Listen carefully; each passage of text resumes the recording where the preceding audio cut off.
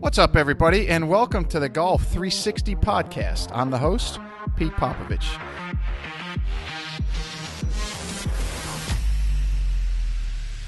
So you may be asking yourself, what is Golf 360? And Golf 360 is a show that was designed to introduce you to people associated with the game of golf to help you improve not only at your game, but also your life. Almost all of our guests are from within the industry in some way, shape, or form, but some of the guests we have are from outside the industry, and it mainly revolves around the business world with a few others scattered in here and there. Now, all of the guests that we have a few things in common. One, they all were highly successful and accomplished in their field. Two, each has something to pass along that will help you in your game and your life. And three, they were all more than willing to give back by passing along the things that they use to help them in their career, and even some of the mistakes that they made so that others don't make them in their journey. So I hope you find listening to them as enjoyable as I did interviewing them, and that each and every one of you benefits from the information that they so willingly and graciously pass along. This podcast is brought to you in part by Just Thrive Probiotic. You may be surprised to learn that your digestive system is the key to creating and maintaining the quality of your physical, mental, and emotional health, and it's one of the body's most essential systems. That's why the majority of nutritionists today highly recommend probiotics as an indispensable nutritional supplement. As a discriminating consumer, you've probably been searching for a probiotic that is proven, potent, and effective, and you found it. Just Thrive is your best choice for maintaining a healthy lifestyle. Just Thrive Probiotic captures the power of hundreds of thousands of years of nature's design with a specialized bacillus strain formulation that guarantees survivability through the stomach and upper digestive system. Supports optimum gut health, digestive health, immune health, and delivers antioxidants. Great for adults, kids, and the whole family. Use promo code GOLF360 at www.thriveprobiotic.com for 10% off your order. This podcast is brought to you in part by Old South Golf Links. A short ride across a bridge from Hilton Head Island is one of the area's finest golf courses and a hidden treasure. Set up on towering pines and ancient oaks with sweeping marsh vistas, truly makes Old South Golf Links a one-of-a-kind golfing experience. The Clyde Johnson design was named one of the top 10 new public courses when it opened, and it also takes full advantage of the natural beauty of the Low Country. Old South is a fun and unique challenge for golfers of every skill level and a favorite of both locals and visitors. Whether it's your first time here or you're a regular, you'll be treated and feel like family. From the bag drop to check-in at the fully stocked pro shop with both men's and women's apparel, to breakfast or lunch before or after your round, the staff is always ready and willing to help. Experience for yourself why Old South is one of the premier golf courses in the Hilton Head area and why it will quickly become a favorite of yours too.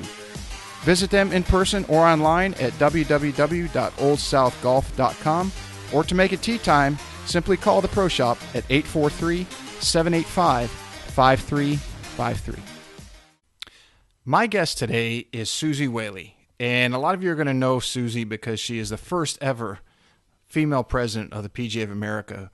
But what you might not be aware of is how many great things that Suzy has done in and around this game that we all love to play.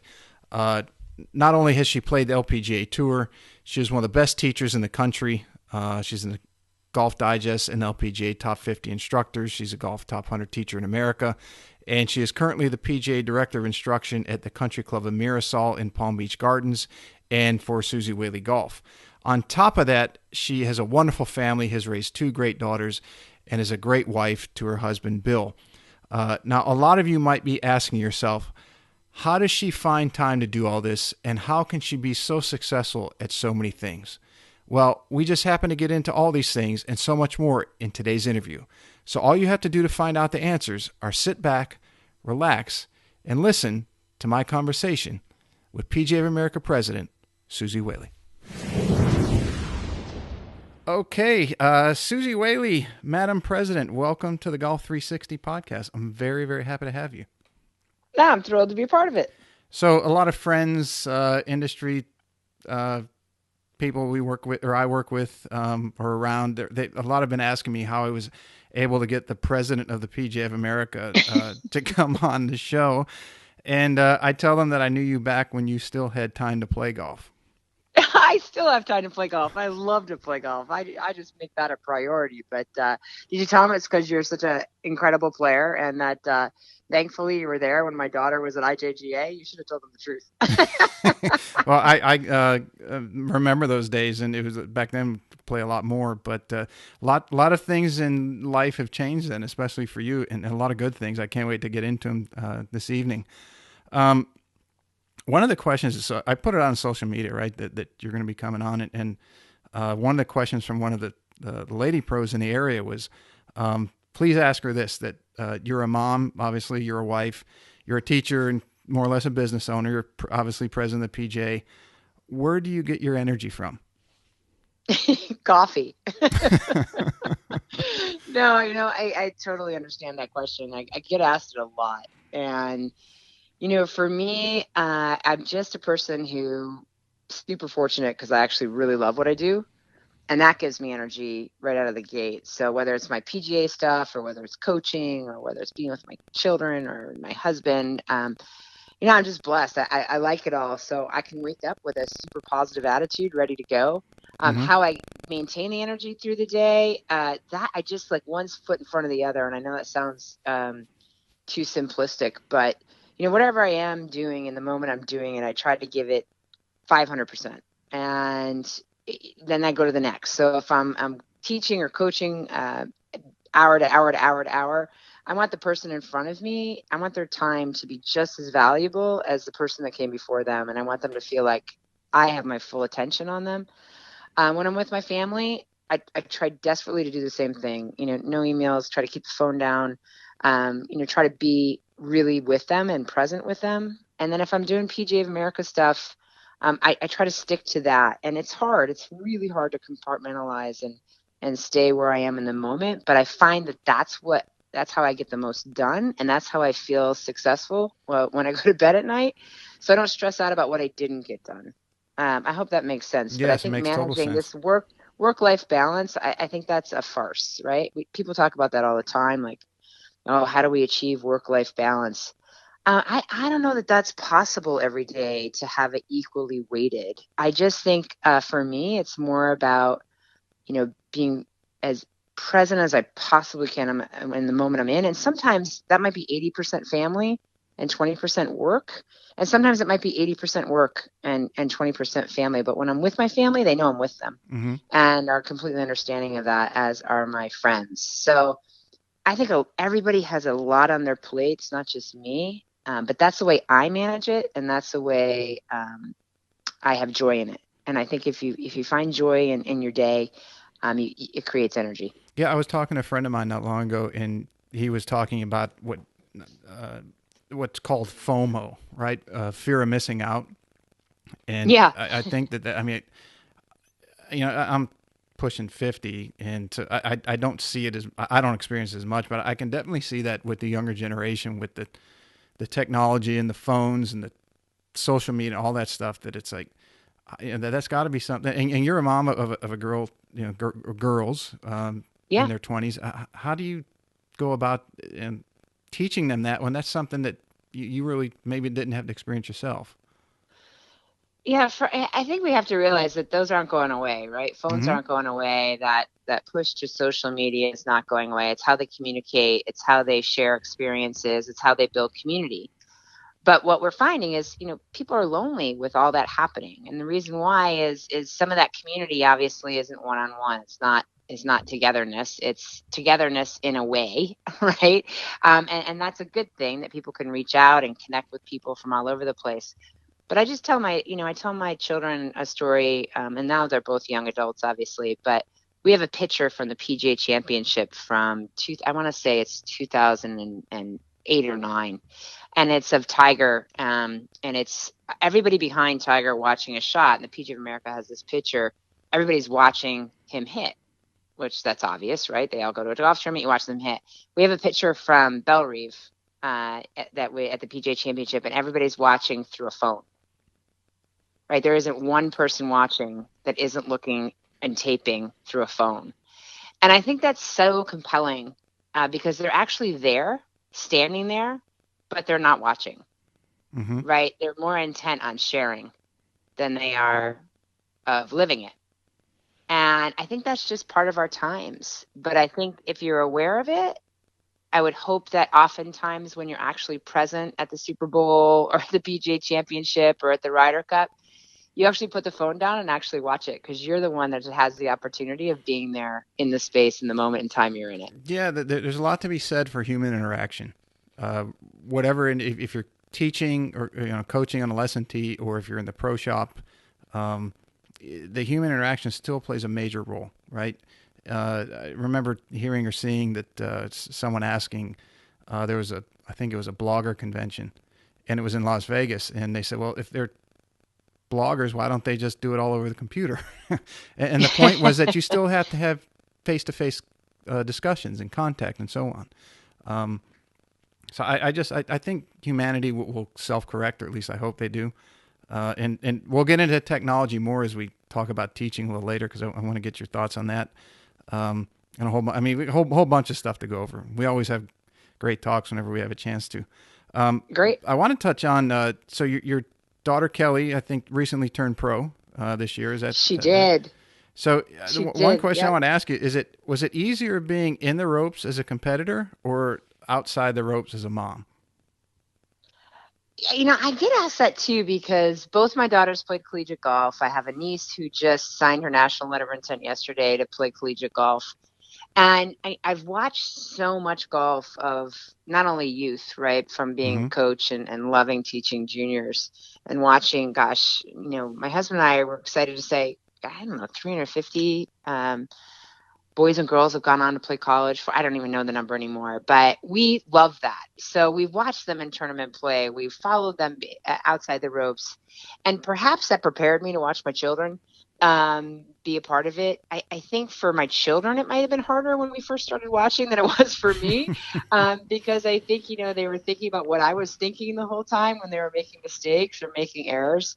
And I try to tell parents, your only role in watching a child is to tell your child how much you enjoyed watching them today, right? That's it. That's really all my husband and I figured we should say when we got in the car. Like, man, I really love being with you and watching you play. And typically a child then would turn back to you, and they really don't have a way to battle you. Because if I said something like, how the heck did you three-putt the last 3 holes, right? Which oftentimes parents are thinking, but nobody means to three-putt, right? They didn't have purpose miss to really aggravate you. And so instead, because the only answer you're going to get back to that is, because I just stunk today, or I didn't have the right putting stroke today, whatever, right? When you say, hey, I just love being with you today and watching you play, typically a child will take a breath and then say to you, gosh, I just really didn't putt very well today. And it gives you an opening, right, to kind of share either an experience of when we putted horribly, right, and we understood, and you can be compassionate and empathetic, or you can say, hey, I saw that, and maybe we can work on that tomorrow. So for us, I desperately want her to play well for herself, never for me or for my husband or for a family, but just for herself, because I know how hard she works. And so certainly for her, I get disappointed if she doesn't have the results she wanted, but I am there solely as a support system. And I truly believe there are times where I'm so happy I'm there when she played poorly versus when she played well, because that's when she really needed the support, right? Of me cheering her on and, come on, let's go. You got this. The good days are easy. It's the hard days, obviously, as you well know, on a golf course that are really, really hard.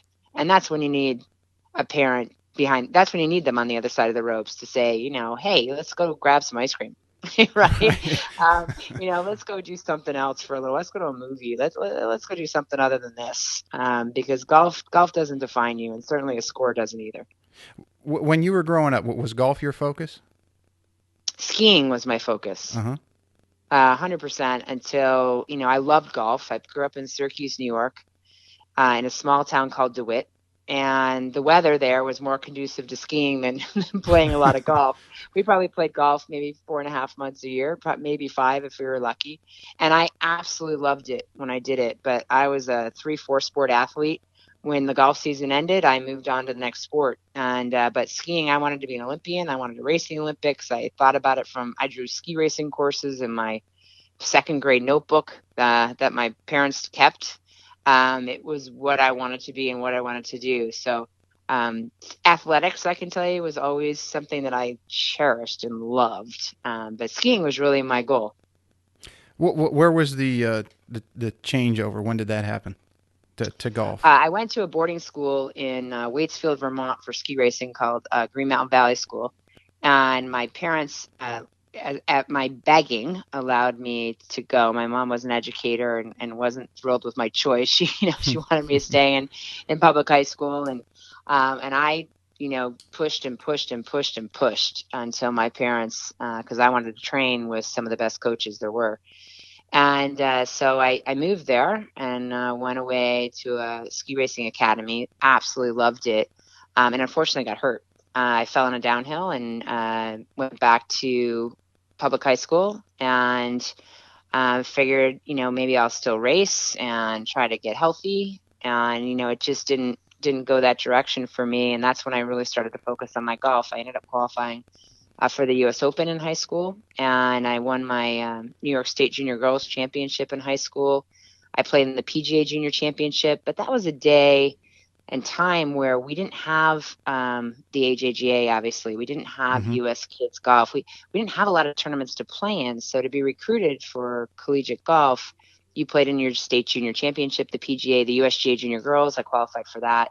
And if you were, if you qualified for the US Open, of course, you got some looks from college coaches. And that's how I got recruited for golf. It's interesting that in today's society, the specialization, so many parents push for that. And just listening to you talk about you were in skiing and you played all sports, and then you made the transition into golf, or more focused on golf, and then just excelled almost, I'm not going to say immediately. I don't think you picked up golf and within a year you're winning these state tournaments. But the data over decades has shown that kids need to play a wide array of sports. They have to develop stability and kicking motions and all these different systems of their body.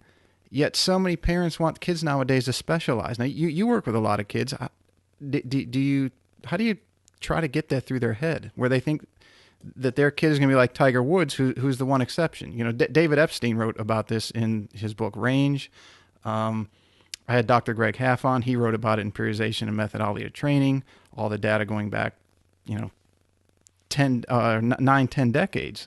So how do you get that through to some parents who say, no, my kid's going to play golf and they're going to play 40 weeks a year and they're, this and that and the other thing?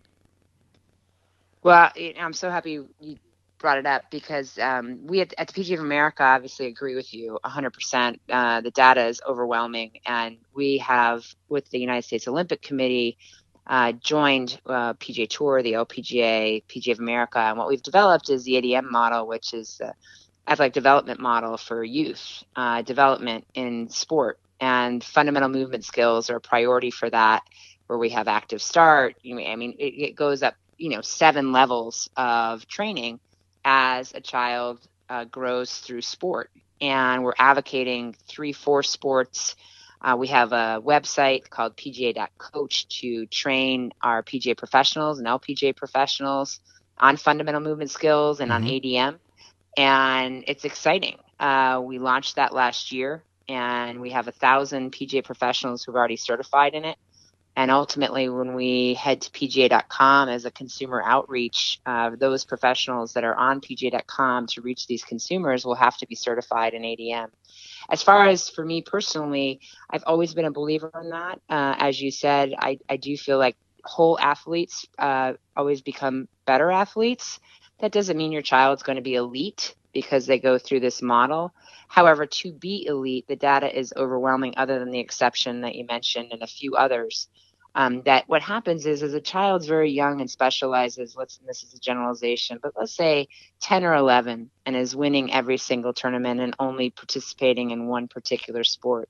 What we see is oftentimes the child that's participating in multiple sports and developing their muscle and their body range and their balance and their skills, they are passing very quickly at the age of 14, 15, and 16, those that specialize very early.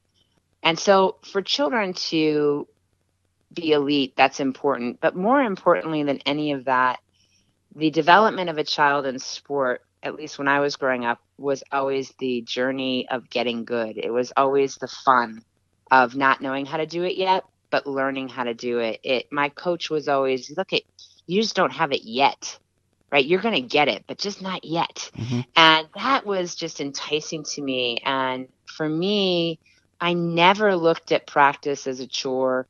I never, it was my, if I told my parents I wanted to go hit range balls and spend a day at the golf course, my parents brought me, or I had to ride my bike, or whatever the case may be. I realize in today's world, it's a little different than just dropping your child off for the day, and I understand that. But it was always me that was compelled to want to be there, to want to go to my coach, to want to learn something new.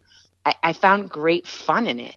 So it wasn't about the performance always. It was about how good could I get. And that's what force sports does for you. It also builds this incredible amount of confidence when you learn how to be a part of a team, when you learn that you may be really the best at one thing, but you're not quite as good as somebody else in the other thing. And what can you learn from them?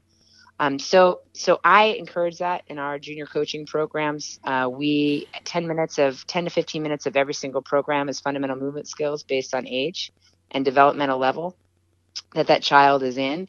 So we're running and skipping backwards and doing vertical leaps and, doing balance drills and speed drills and anything to develop coordination and movement to develop a whole child. And what we find very quickly is they have fun doing it. They're not in a place where they're standing for 35 minutes and hitting balls and then headed back home. We have stations, and it's something they don't want to leave. They ask, can we stay and hit 5 more, coach? Can we stay in it? No, we'll see you tomorrow, right? That's what we want from the game. We want to build young people who love it for a lifetime, whether they go the elite route or whether they just want to play golf for fun the rest of their lives. That's what our goals are.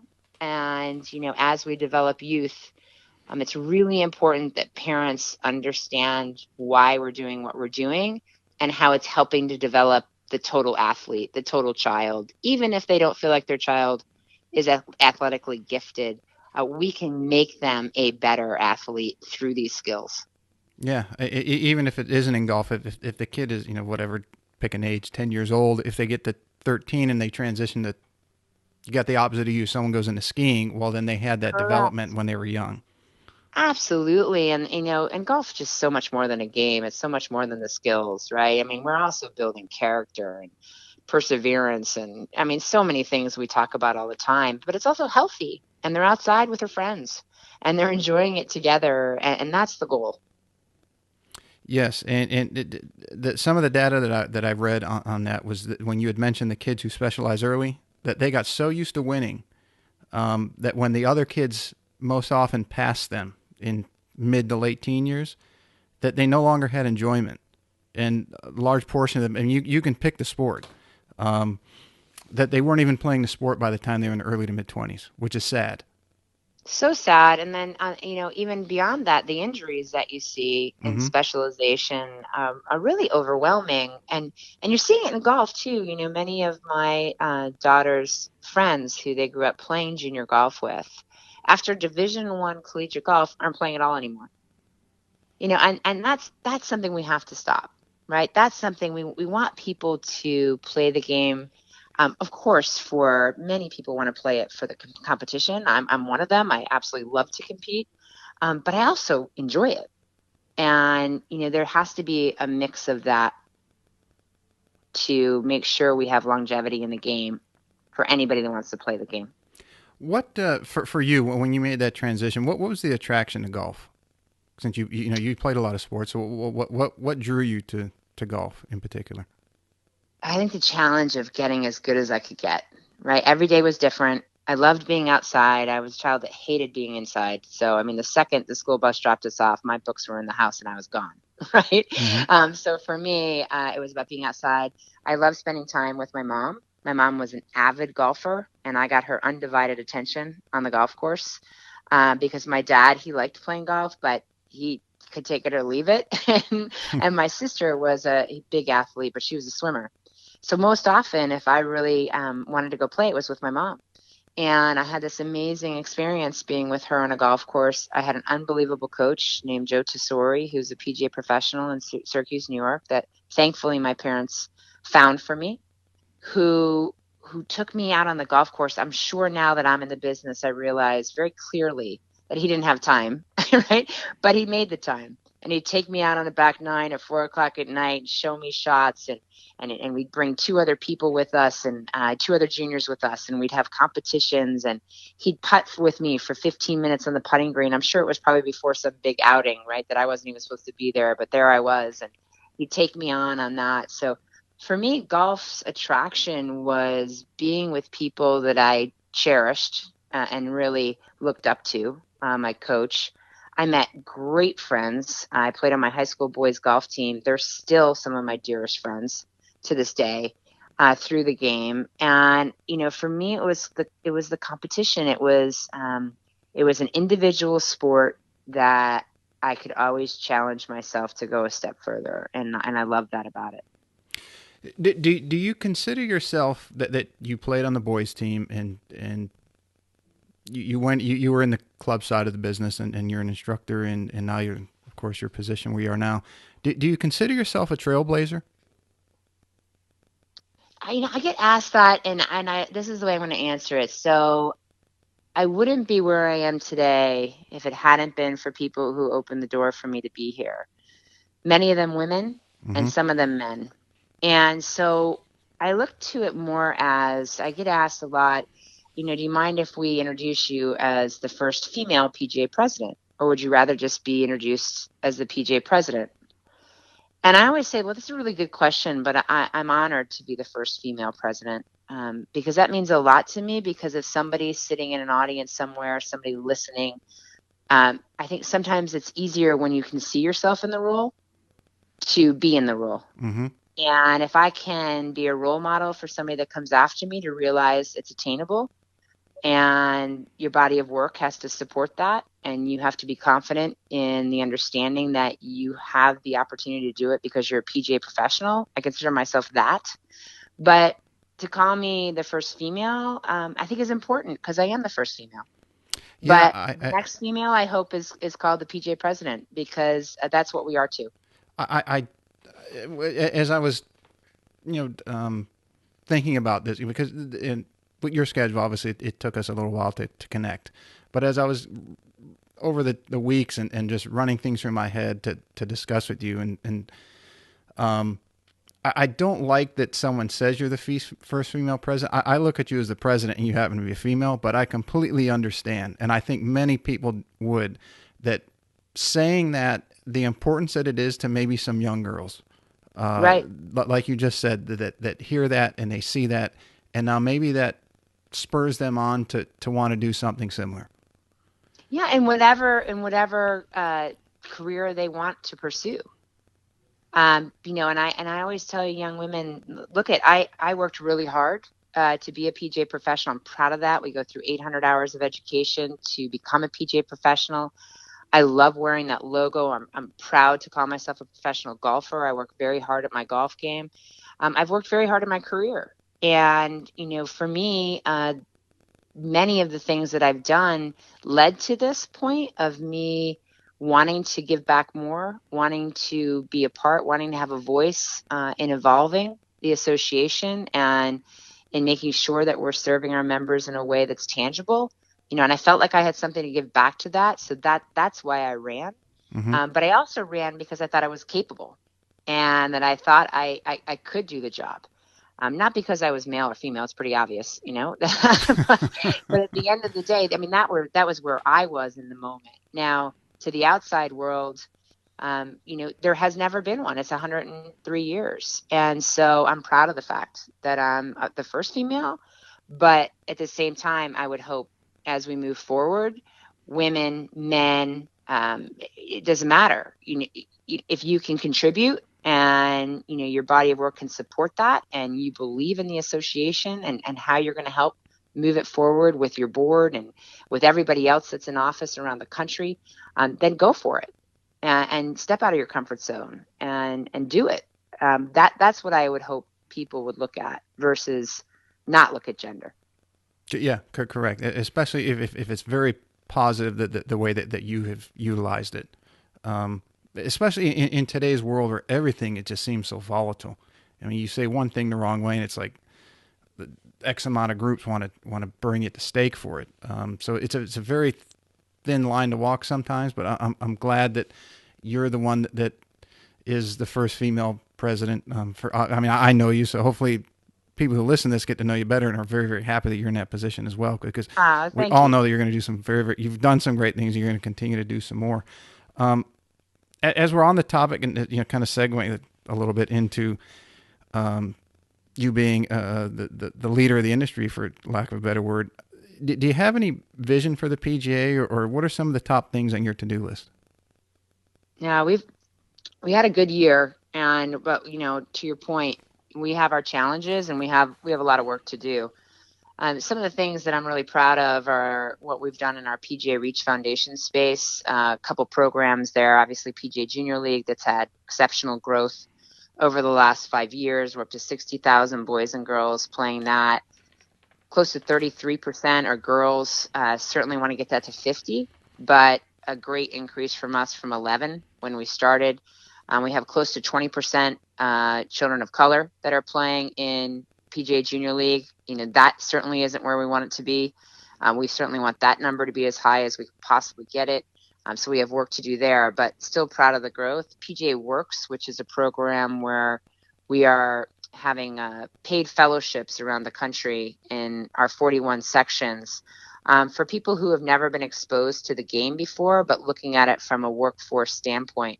So we're trying to get more people of color into the workforce of the golf industry. We're an $84 billion industry, many of whom haven't had an opportunity to learn the game yet, but we want them to look to the game as a career. Certainly, we'd also like them to look to us as an association to become members of our association.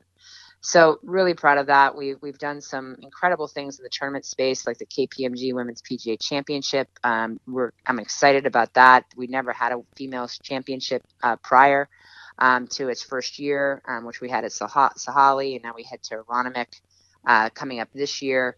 That's exciting. We had our first inaugural Women's PGA Cup this year. I'm really happy about that. And then on our member side, we're working incredibly hard on trying to get a deferred savings plan for our members, which would be incredible to help our members and their families and their well-being. And that's in the works. Certainly a long way to go on that and may not happen, but we're excited about the possibilities for that. National health care has been a real struggle to get a national health care plan for our members. Many of our members really, really could use that. And we know that, and we've been working on it, for almost 10 years, and still don't have an acceptable option for our PGA professionals. Certainly, we send them to the exchange and help them in any way we can be able to apply for that. But we have a lot of professionals that are independent contractors that don't have the opportunity for health care, and we need to come up with a solution for that. It's just legislatively that's been incredibly difficult the way we're structured and the way the healthcare plans are structured state by state. The PGA sections aren't structured the same way. Yeah, you were thinking, so was it 29,000 members in the PGA now, or thereabouts? About 29,000. Yeah, that's correct. That includes associates, so members and associates, but we're hovering right around 29,000. And certainly we would like to be able to provide more opportunity for them. Those two things, the deferred savings and the national health care, is really what I receive the most requests about from our membership by email or by phone. And, it's something that we really are striving to accomplish, and it's been a challenge. And so that's something we'll do and keep looking at over the course of the next year.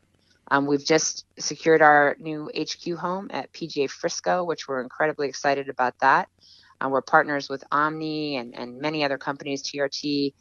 In the city of Frisco, we're building a championship 18-hole golf course with Gil Hans as our designer, and then Bo Welling is doing our other 18 holes. We'll have a short course. We have 13 high schools practicing at the facility.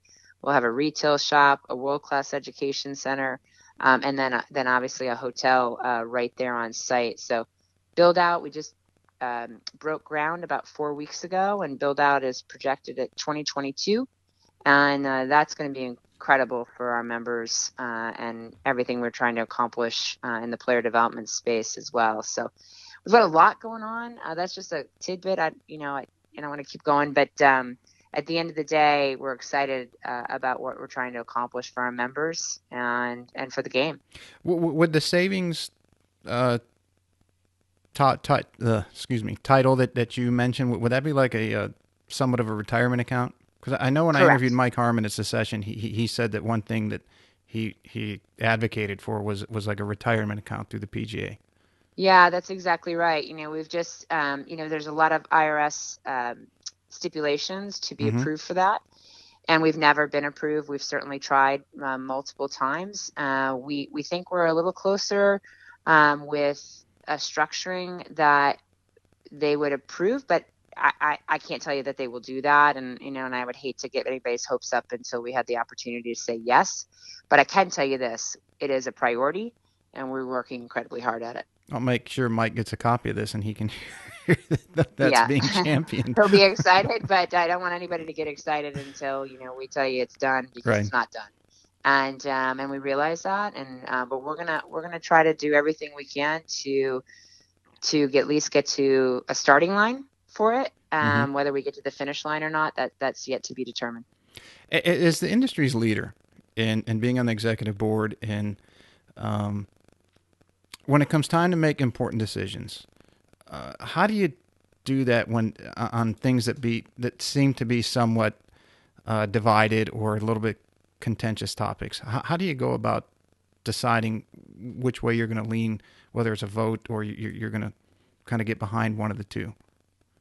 Yeah, I mean, that's part of leadership, right? You're not always going to make the popular decisions. Right. I think the other part of leadership is that you have to remember you're representing the brand. You're not representing yourself. And oftentimes you're not representing your section or your district when you're talking about the brand in its entirety. So when you're making these decisions, you don't make them singularly. You make them as a team. And, we have an incredible staff that Seth Waugh leads, our CEO. I have two other officers that I work hand in hand with on a daily basis, Jim Richardson and John Lindert. And then we have a very large board. We have a board of 22. That's including our officers, 3 independent directors, Chris Liddell, who's with the United States Olympic Committee, building their museum out in Colorado. And then we have Renee Powell as our at-large director. We have Andrea Smith, who works for the Bank of America globally. And then we have Lori Lee, who just came on, who works for AT&T and oversaw all of Latin America. So we have outside experts in the room. We have PGA professionals in the room, and then we have this incredible staff in the room, all of whom bring diverse perspectives to the table, all of whom are from a different geography in the country, and are representing different sections within our PGA of America. So making decisions takes a lot of vetting. It's a lot of back and forth. It's a lot of pro cons. It's a lot of asking ourselves the very first question. We exist because of our membership, and if it's not going to help our membership in some way, then it shouldn't be on the table. And so what we've tried to do in that respect is every partnership deal that we've signed over the course of the last 5 years has a membership component to it. And that was important to us, or a section component to it. So little things like that are the way that we go about it. And then there's certainly times where we're going to make a decision that the room perhaps isn't unified, but we leave the room always unified. It is when the logo represents so much to so many people. And you as a leader in the position that you hold are like a beacon, right? Like people look at you and you represent what the organization stands for. Is there anything did you ever think about, or what does that logo mean to you, or what does it represent to you as the president of the entire organization? Gosh, so much. So, I still remember when people asked me that question. I remember the day I got my plaque, and I wouldn't have missed that day at my section meeting in Connecticut. I couldn't wait to be able to wear the logo. So for me, first and foremost, it's a professional golfers association, and I'm very prideful of the way we play the game. Right. PGA professionals they have to pass a player ability test. I don't know that most people listening might not know that. And we're proud of the level of play. Now, certainly we have a differing level of play amongst all of our PGA professionals that work within the industry. Some have been former tour players, some played collegiately, some went to one of our PGM universities and perhaps didn't play collegiately, but still a very high level of play. So I'm really proud of that. And secondarily, we are an incredible network and community of people who love the game of golf, who are passionate about it, who share that vision and share that joy of the game, or they wouldn't wear our logo. And I find that what's so special about that is, to your point from earlier, we have 29,000 men and women around the country whom at any time can reach out to me or I can reach out to them. And I can't think of a time where somebody hasn't returned a call. Not because I'm president. This is years ago when I first received my badge or my logo. I've had mentors and sponsors and people in my life who are PGA professionals who have guided me any step of the way that I wanted help. And I think that's something that we overlook as PGA professionals, of how tight a community we really are and how service-minded we really are. We are leaders in the community. We're the gold standard in the game. We're the direct connection between those that play the game and the facilities where they play it. And, we hope to be the leaders in the golf community around the world, and that's what that logo represents. I don't think a lot of people understand, unless you've ever been on a board, how much research actually goes into decisions that are made and the time that's put into that. And with that, most boards or everyone that I've seen or been on or have talked to people on has always, the data, the collection that you look at and review and it is usually so in depth, but and then you make your decisions, right? But there's always going to be naysayers, regardless of what's being done, that don't have that information. They're not privy to it, and they're going to question everything you do.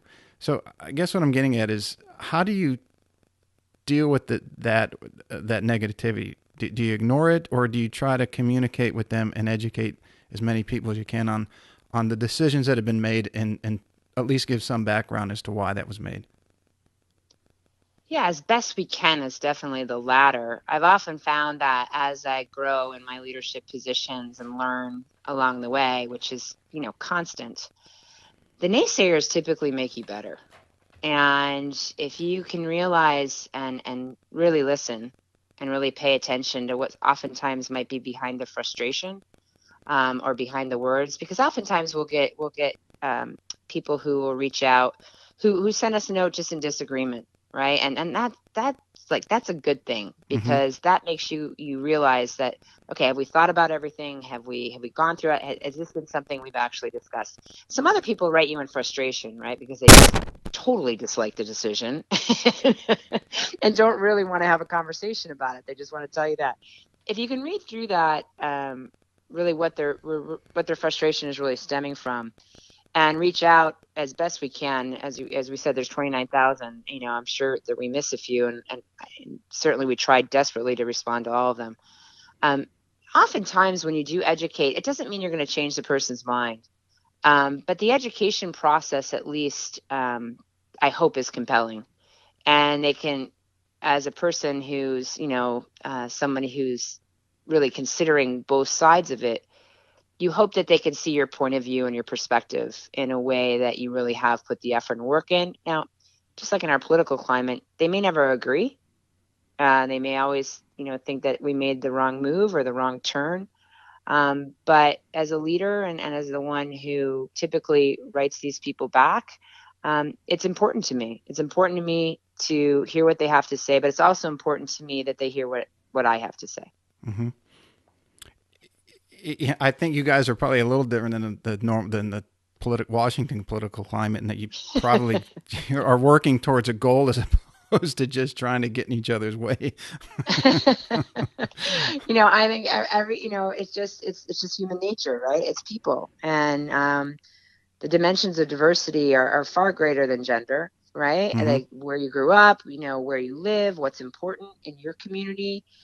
Currently we're really bullish on the game.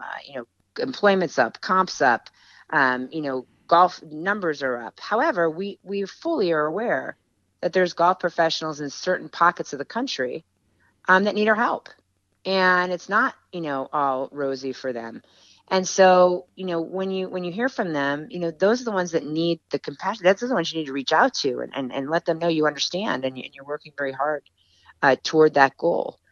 So there's just differences of opinion. There always will be. And I think as a leader, understanding that and understanding that different perspectives make the room stronger, different perspectives make the brand better.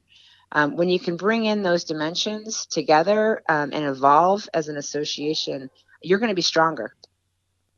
Yes, you improve the weaknesses or what might be perceived as such and work on those. And then it's a communication, right? In anything. If you can talk it out, like, with the common goal that what do you want? And here's what the organization wants. Can we come to some type of agreement? Then everyone's moving in the right direction. You hope. You hope. You hope you make the right decision based on the information you have. But yes, you're right. You hope. That is the goal, correct. And sometimes you have to, as a leader, you have to be brave sometimes too. You got to take a little risk. And at the end of the day, I think if you can bob and weave and adapt, sometimes that really pays off. Are there any leadership principles or philosophies that or leaders that you follow or learn from or read from or kind of follow what they did or just to educate yourself and then kind of put into play? Yeah, I have so many people who have contributed to me in personal ways. Many of our independent directors certainly have become incredible mentors to me and coaches to me. Asuka Nakahara comes off as one of those, the Chris Lydells, the Andrea Smiths, who I already mentioned. Lori is just coming on the board, but they have just given their time so freely to me to help me become a better leader and a better coach. As far as coaches are concerned, there's so many, too many to name. John Wooden. There's just so many. I'm an avid reader. And so for me, that's important. I try to take bits and pieces. And then I also try to, whatever stories I've been told, kind of try to relate them to what we're trying to accomplish and how does that fit in to our goals, and how can I be a better coach and a better team leader. And as a coach in golf, I feel like I have good communication skills and good people skills. That's what I've always done on a lesson tee. That certainly helped me along the way. But I do everything really fast, right? So I've had to learn along the way, that you can't just pull the trigger really fast, and you got to think things through, and that's been wonderful for me in the process of being on the board since 2010. The national board there, I was not on the board in 2014. That was the year I had come off and campaigned for election. But so I've really been in the room a long time. And boy, when I started in 2010, I was a pretty bad board member. I raised my hand. I got in the weeds. I was in operations when I didn't need to be in operations. And, you learn as you go, and you learn from great people, and you learn from PGA professionals who came before me. And you realize very quickly, that you have to do this as a team, and you're going to work together to get to this common goal of bettering our members' lives and ensuring that our brand is at the highest level possible. And that as many people as possible are playing the game of golf. And how do we get more clubs in more people's hands? How do we make sure we look like the communities we serve? Those are our goals. And I've learned, if you stick to your mission and then you stick to your objectives and your priorities, and you have this kind of radar of, is this serving our member and is this serving our brand? It makes it much easier. So your leadership disciplines, if you want to call them that, and how you get that accomplished, obviously, just like in teaching, is going to be very different for each leader. And, if you're out teaching, we have multiple methodologies around the world on coaching and instruction. But we all know what impact is, and how we get there may be very different for you and for me. It's the same in the boardroom. And I find that for me, it's always been about being incredibly prepared, making sure that you're listening more than you're talking, and understanding that communication is so vitally important when you're making decisions. And then at the end of the day, also being kind. and understanding other people's point of view, and seeing their perspective, even when it's not yours, and even when you're convinced yours is the right one, right? You really have to understand that other people's point of views are very important, and that's really what I've learned. But I work at it all the time. I go away to executive business training classes. I do whatever I can. I read as much as I can. I listen to as many tapes as I can, because I think that's a process, and I think you can always get better. Let me go back a little bit to when you, and I want to get in your playing career a little bit, but when you came off of playing and you were getting into the business side of the PGA, it was obviously a very male dominant industry. What made you want to get into that? Was it just that you really had a passion for the game, or is it you just that's just the way that was the opportunity you had?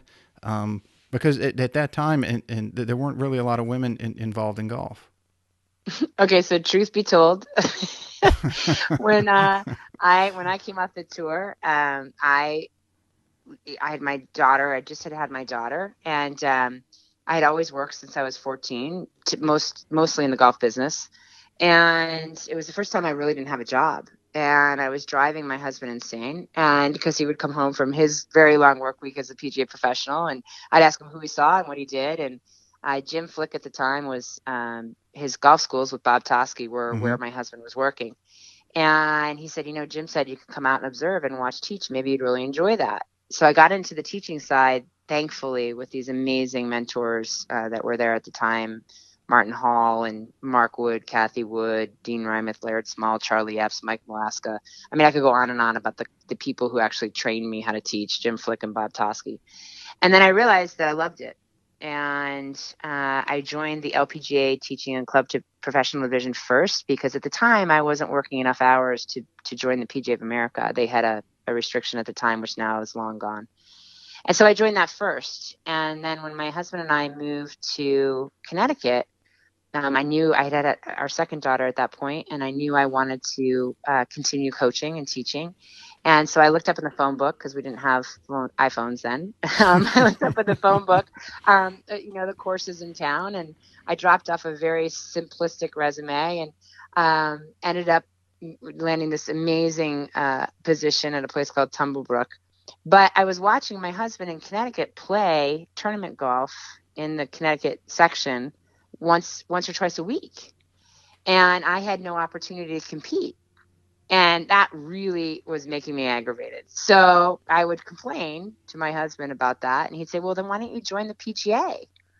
And I said, you know what? I'm going to join the PGA. So people always laugh. They always ask me, oh, did you join the PGA to be the president of the PGA of America? And I always say, no, I joined the PGA so I could beat my husband on the golf course and play more tournament golf.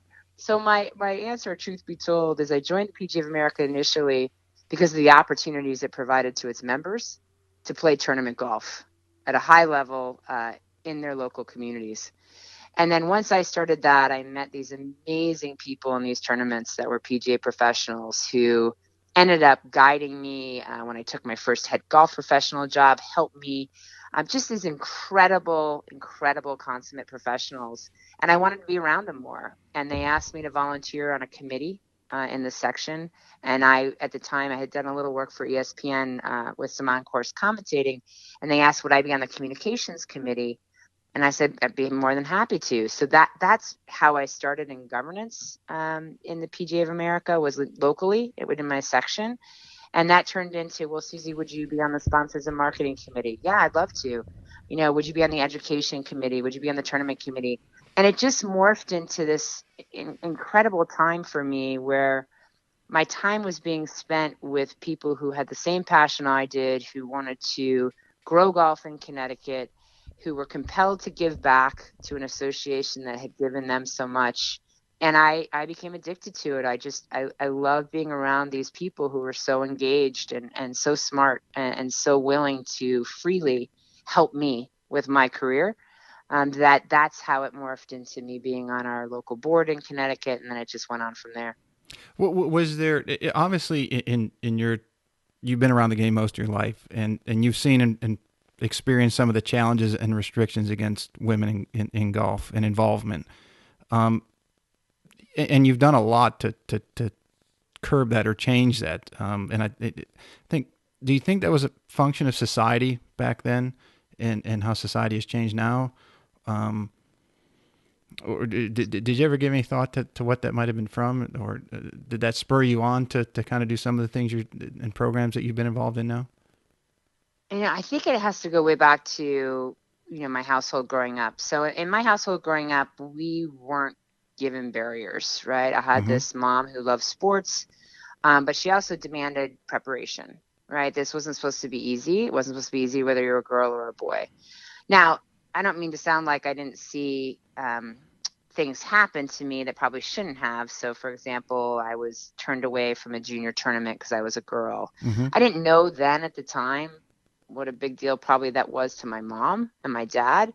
I just didn't understand it. I loved to play golf. I didn't understand why I couldn't play in the tournament. And, my parents had to try to explain it to me at the age of 11. Right. I look back on that now and kind of giggle because when you ask, was it a sign of the times? I ended up playing on the PGA Tour as a female, but I was denied at 11. So yeah, we've come a long way, right? We've come Crazy, a and really long way, and I tell people all the time, that's not to say that we're ever going to forget history.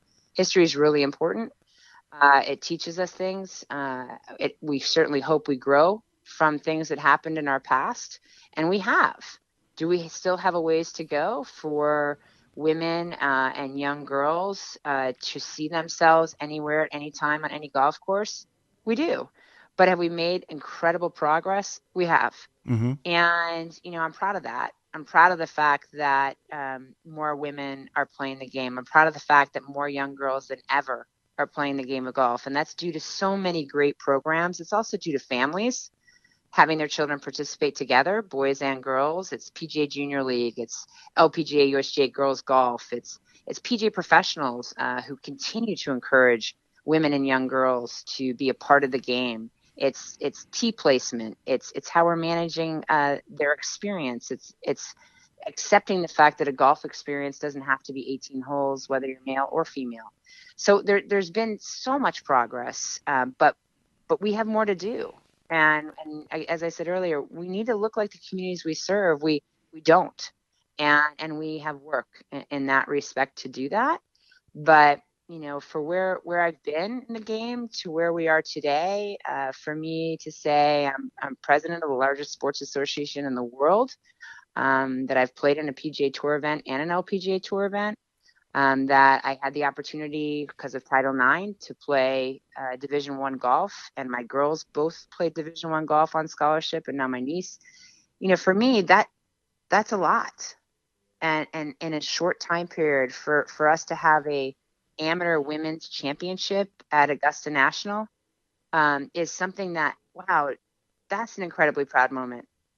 So golf has come a long way, but we need to continue to tell the story. We need to continue as PGA professionals to ensure that our properties are inclusive and welcoming, and we will, and we are. If different things require attention differently, whether you have two daughters, and I'm sure you know you didn't treat them different, but one required you to approach one thing one way, maybe the other another way, and even in an organization such as a PGA. So how do you focus on one part, for example, getting more young girls involved and women involved in the game without negatively affecting the others? In other words, how do you maintain some sort of balance as you improve one, yet not let the other sections feel like they're being neglected at all? Yeah, I know. I think that's a smart question. And for me, if I take it, to my own world, like I'm the director of instruction at the Country Club at Mirasol. I'm PGA president. I'm mom. I'm wife. Right. So Mm-hmm. I have a lot of hats that I wear. And I think for me anyway, it's very strategic. You have to have priorities within all of those buckets, and those priorities need to have been thought of. They need to be intentional, and then they need to have a metric of success. So I don't mean to sound like I'm like measuring success, my husband, but at the end of the day, if you're not prioritizing whatever you're trying to accomplish in the space you're trying to accomplish it, and each thing doesn't have a level of an objective and then a metric of success if you're meeting that objective, then probably you need to alter your plan. You need to change or adapt or make a different step in a different direction. And so that's the way we manage it at the PGA of America. Each department that we have has those priorities set out with very, very key objectives. We have the stakeholders that are involved, and then we have metrics to make sure we're measuring if we're achieving success in that particular area. Certainly, we have timelines on everything that we try to accomplish because we want to get stuff done. We don't want just stuff that we talk about. Mm-hmm. We want things that get accomplished. We also have visions. 5-10 years down the road. I think that's one of the hardest parts about being on our board is oftentimes we're making decisions for our members for 5-10 years from now in hopes that we've made great decisions for that member 5 to 10 years from now. So it's very important for me to make sure that's as organized in my head as it can be, as well as on paper. I do mind maps all the time so I can envision what next steps are, but nobody does this by themselves, and or else those things will get some things will get lost, and that's why we have incredible teams that are accomplishing that with us. Is the success measured more by did you achieve the goal, or is it measured more by where it started compared to what it reached? Let's say within a certain time frame of a year or 2 years or any amount of time. I think both. For us, if our objective is to say something as broad based as we want more young girls playing golf. Mm-hmm. That's way too broad. That'd be like somebody walking up to you as a beginner and saying, I'd like to shoot 72. Right? Okay, well, wouldn't we all? But let's try to figure out what we can do first to get you on your way there. And at the end of the day, so I think both are important. Certainly, we want more people playing the game tomorrow than did yesterday, right? How do we measure that? Well, in a global expanse, that would be very difficult to actually measure. So sometimes your results come in later than you'd like to have them, to bob and weave of did we accomplish that? And if we didn't accomplish that, what are our intentions that we need to change, and what do we need to adapt and mold to? And at the same time, your objectives need to be very clear. Why I always ask my staff and my team, why? What is your why? It has to be first. And, how are we going to get that why accomplished? And then what are we going to do today, short term, long term, to make sure that happens? And then how are we going to measure it? And so that for me is how it works best. And that's how we've, made progress, whether it be in my job here locally or whether it's been with the PGA. Golf is so steeped in tradition, but sometimes tradition can be a heavy anchor. Because if you ask people, why are you doing it this way? And they say, well, that's the way it's always been done. And that holding on sometimes of tradition can get in the way. Do you see that at all in now or since you've been on the executive board or working with today's world or technology and things like that? I love the traditions of golf. Mm-hmm. I am one of those people who I love playing 18 holes. I would play 36 holes every day if I could. I love the fact that people wear their hat forward. I love the fact that people have their shirts tucked in. I am one of those, I like the traditions of the game. I like the fact that people take their hat off to shake hands at the end. I like the integrity that is offered through the game and the character that it builds. And, golf families make great kids, but golf helps, right? Right. Because of the rules and that we abide by these rules, and you don't have a referee, you have to referee yourself. I mean, we could go on and on about the traditions that I love. I love walking, right, about the game. However, I'm very aware, keenly aware, that golf experiences don't have to be the traditional one for enjoyment and for growth. And I think that's hopefully will give you a better answer to your question, because we don't have to give up one to get the other. They're not mutually exclusive. The game itself inherently is bringing people in because of the enjoyment it provides. So places like Top Golf, places like Golf Tech, Mini Golf, Holy Moly, I think is what it's called. Steph Curry, who's one of our PGA Reach Junior League Ambassadors, who has that on TV. Putting on a putting green for 15 minutes with your granddaughter or grandson. All those are golf experiences. They may not be the traditional form that I grew up loving and playing. It doesn't mean I don't love going to Topgolf, right? And it doesn't mean somebody that loves going to Topgolf isn't going to enjoy going to play on a golf course and playing 9 holes of golf. So I think we have to come to the realization that golf experiences are just that. And if you're having a golf experience, you are now a golfer. And if we can realize they don't have to be exclusive, we will invite so many more into the game than we could ever imagine. It would, as I was reading up on you a little bit, would one of those things be the scorecard initiative that you've been working on?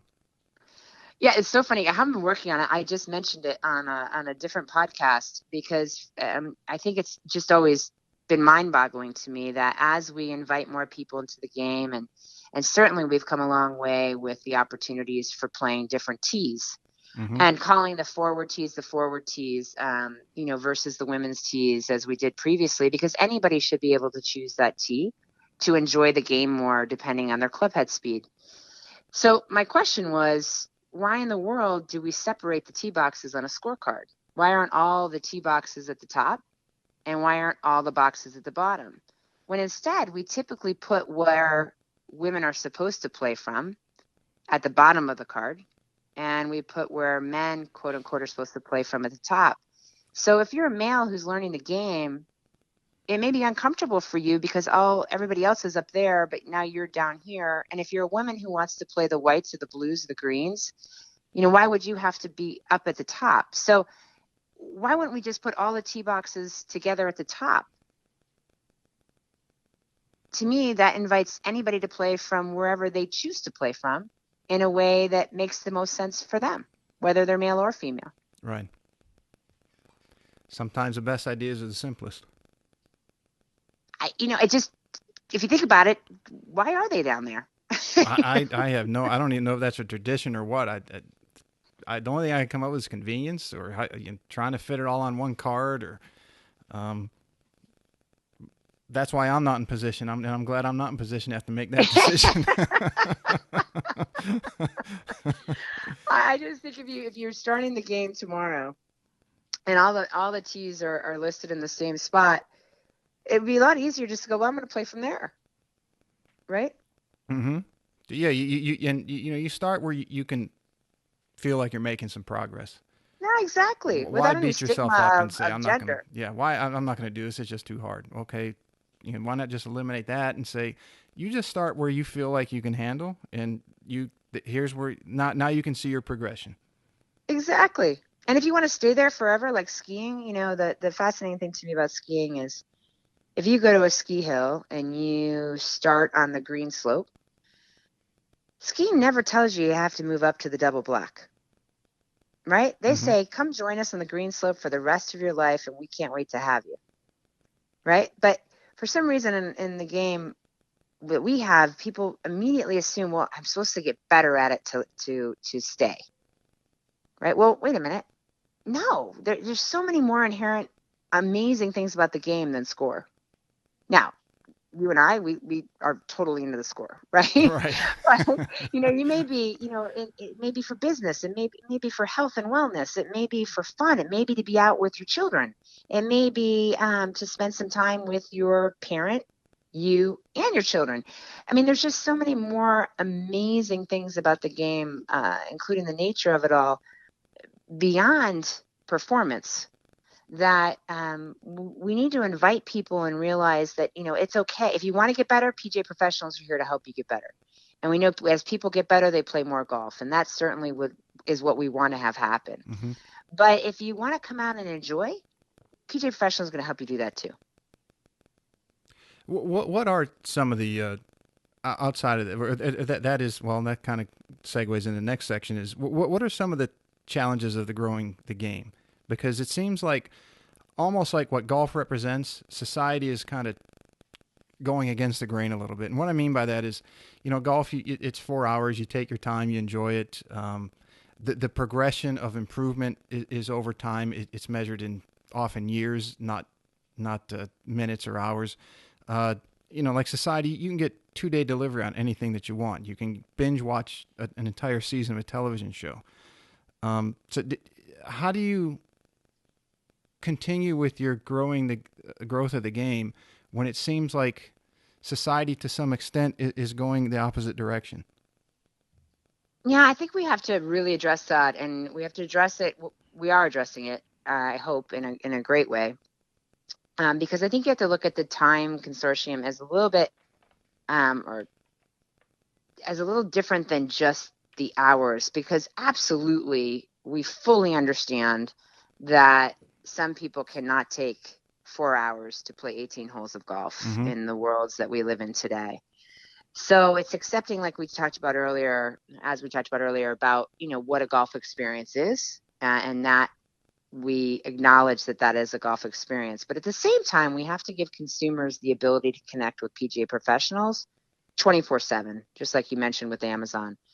So we're excited. In June 2020, we're going to relaunch PGA.com, which is going to be a direct interface from PGA professional to consumer, where we are looking to have open table for golf. So in other words, where we are allowing PGA professionals, obviously, to have their content on PGA.com, where they can interface directly with the consumer, whether it be in videos, instruction, whatever it might be, through that portal, literally 24/7. So if you wanted to take a lesson from somebody at 11 o'clock at night that's a PGA professional, or watch their videos or consume their content that they've posted on there, you have the opportunity to do that. If you want to be able to schedule a travel trip or a tea time or whatever it might be that you want to do when you're not physically with the PGA professional or at your facility, we want you to have the opportunity to be able to do that right online and directly interact in a way that's tangible for the consumer.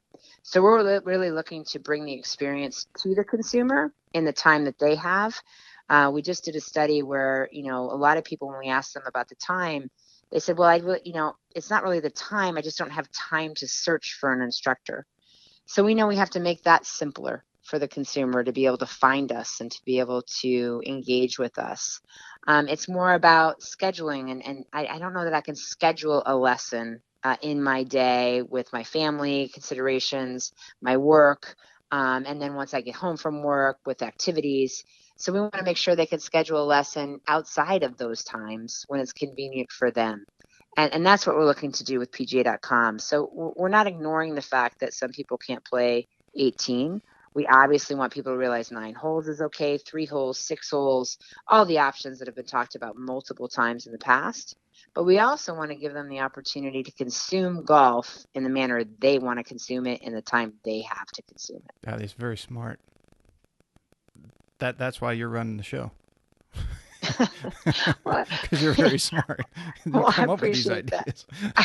Well, no, I had lots of help on that. Yeah, no, lots of help. But we're in a state of disruption. Every business is, right? And things change so fast in today's world. So fast, and you need to be prepared for that disruption. And so, we're doing everything possible. It doesn't mean that we'll have it all perfect in June of 2020. It's obviously going to evolve and get better as we go, but we want to be the disruptors versus the ones being disrupted. I wanted to ask you on one topic because I started caddying when I think was 11 years old, back in the early to mid 80s, and even the topic back then was, and we touched on it briefly, was compensation. Like assistants don't make that much as a whole around the country or in the industry. So if I remember correctly, I think you have a degree in economics. So is that a condition of the market, or is there something that the PGA can do about that? Yeah, so we think both. So, and that's always been a struggle. Right now, we have undersupply. But we're going to go to the economics side. We have associates, which has been good for their compensation, right? Not good for facilities that can't find those that they need, but certainly good for those that are associates in those seats because compensation is up but we really are down in our numbers of associates, which we're working on very hard. So when you ask if the PGA can do something about that, we have a full-born recruiting plan at Division 1, 2, 3, and NAIA schools to showcase and share with them the opportunities the $84 billion industry has for them. Many of those that are in those situations feel that their options are coaching, which I happen to love, by the way, or merchandising, which other people happen to love, but they think those are their only two options. So we're showcasing the fact that you can be, executive managers, you could own golf course properties, you could work for a manufacturer and be a PGA professional.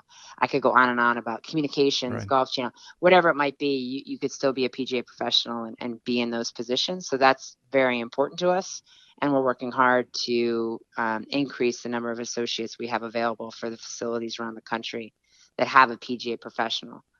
We're pleased that compensation is up, of course. But again, as I mentioned earlier, there's going to be people listening that say, well, that's not happening where I live, right? So as far as the PGA, what we can do about it is we have 19 career consultants around the country who sole job really is to not only help our members, but also deliver messaging to employers in those communities about the benefits of hiring a PGA professional, our comp studies for the value of those jobs within those communities and what those values are to help when a job becomes available. But we also want them to be proactive and not just reactive. So we're constantly trying to engage our professionals in the highest level of education that they can achieve beyond their membership, which, as I mentioned earlier, was 800 hours. You can go far beyond that with our libraries and course curriculum. We now offer certificates from UNLV's hospitality school for our PGA professionals that they go through a training program. We have a biometrics institute at Penn State for our PGA professionals who want to really up their skills in biomechanics. So we're ultimately creating opportunities for our PGA professionals to ensure that they have the highest level skills so that they're the most important person on the property and that employers know that. Yeah, if you can make yourself more valuable to somebody, I think that's probably the best way that you can improve your financial situation. You can provide value. Correct. And we don't own the jobs. PGA of America doesn't own the jobs. As I mentioned, we have a dues-based membership, which is an association. We obviously run some of the largest championships in the world, which helps us provide education resources, employment resources, player development, tournament resources to our membership and to our sections. But we don't own the job. And, we try very hard to help our members, if they choose to get as many skills possible to ensure that they are the competency they want to be for the position they want to hold. Yeah, it makes sense. I mean, you're doing what an organization can do is provide the opportunity. You can't make the horse drink the water, right? Well, we hope you can lead them to it. we hope so, but and we have master professionals and certified professionals, and now we'll have specialized professionals, and employers need to know what those mean. It can't just be internal. So we have a really neat campaign we started last year, which will continue through this year, called PGA Journeys, where we were promoting PGA professional stories through our PSAs, through our championships, on our digital resources, through television, about what a PGA professional is, who they are, and what kind of career path they've chosen. So those will run all year long. And really those are not only just to educate consumers about who we are and what we do, but also employers. Let's move into something a little more fun. Your playing and your coaching career. And what really stands out that everybody remembers you for probably the most was your playing in the Greater Hartford Open. Was it 2003, I think? What was that like for you? Was it nerve-wracking? Was it fun? Was it overwhelming? What? Yes, and yes. I qualified for that event in 2002, and then you waited until 2003 to play in it. I didn't participate in an event to qualify for that event. I won our section championship in Connecticut, which came with the exemption. I never imagined they would allow me to play because I was a female. And then when they asked me if I was going to take the exemption right after I had won, I said something like, "Can I think about it?" Right. So for me, it took me 3 months to decide whether I was going to play or not play in that event. I was a head golf professional at the time at a public facility in Avon, Connecticut. My husband was working full time as a general manager at TPC River Highlands. We had 2 very young daughters. It was overwhelming to even think about competing against the best male golfers in the world. As a mom and a head golf professional at a local golf course.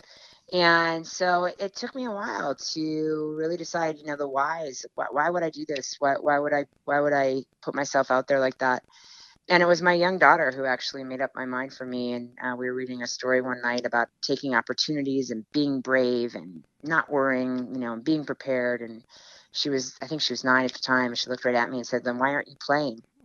And I walked Wow. downstairs and I told my husband that night, I said, "We're in." And from that moment on, it was an incredible team effort. I mean, my employer gave me the time to practice, and I had a trainer who trained me, 3 hours every morning before I went to work. And I had friends who were taking up the slack for me with my children's appointments and school and doctor's appointments.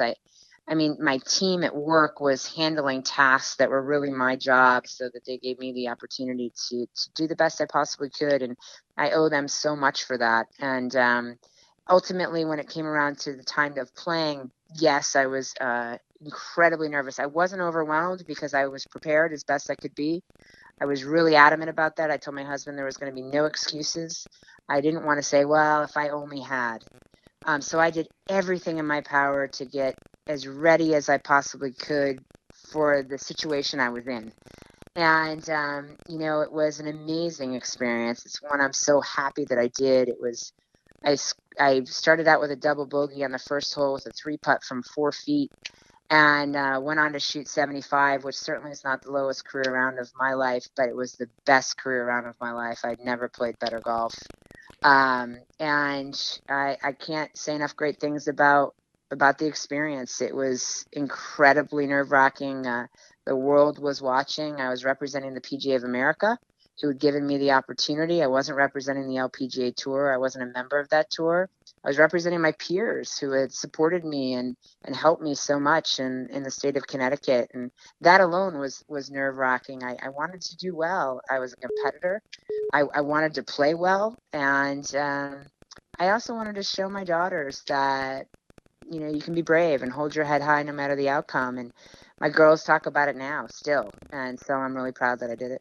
How were you received by the players? Was it all positive? Was there any negativity or anything like that? I couldn't imagine. Sure. I couldn't imagine it, but you never know.